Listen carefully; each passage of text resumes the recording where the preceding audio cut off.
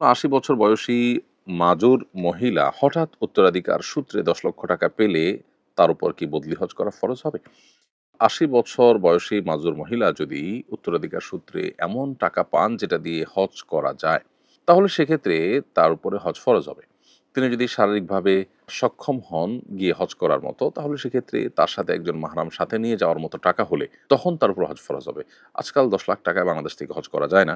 যদি যায় তাহলে সেক্ষেত্রে ১০ লাখ টাকাই যথেষ্ট তার হজ ফরজ হওয়ার জন্য, যদি তিনি ফিজিক্যালি সুস্থ হন এবং সাথে কোনো মাহরাম নিয়ে যাওয়ার মতো ব্যবস্থা তার কোনোভাবে থাকে। মাহরামের চেইনটা কিন্তু অনেক বড়। অতএব একজন না একজন পাওয়ার কথা এখানে। অতএব একজন নারী তিনি নিজের এবং সাথে মাহরামের টাকা জোগাড় করতে পারলে হজ ফরজ হয়। সে টাকা জোগাড় হয়েছে এবং তার শারীরিক কন্ডিশন ভালো হজ করে আসার মতো, তাহলে তার উপরে হজ ফরজ হয়ে গেছে। ফিজিক্যালি গিয়ে হজ করতে হবে তাকে। আর যদি শারীরিকভাবে তিনি অসুস্থ হয়ে যান, অপারগ হয়ে যান, তাহলে সেক্ষেত্রে তিনি বদলি হজের ব্যবস্থা তাকে করতে হবে। অর্থাৎ অন্য ব্যক্তি যিনি নিজের হজ এর আগে আদায় করেছেন, এরকম কোনো ব্যক্তিকে পাঠিয়ে তার পক্ষ থেকে হজ করাতে হবে। ইনশাআল্লাহ তাতেও তিনি দায়মুক্ত হবেন।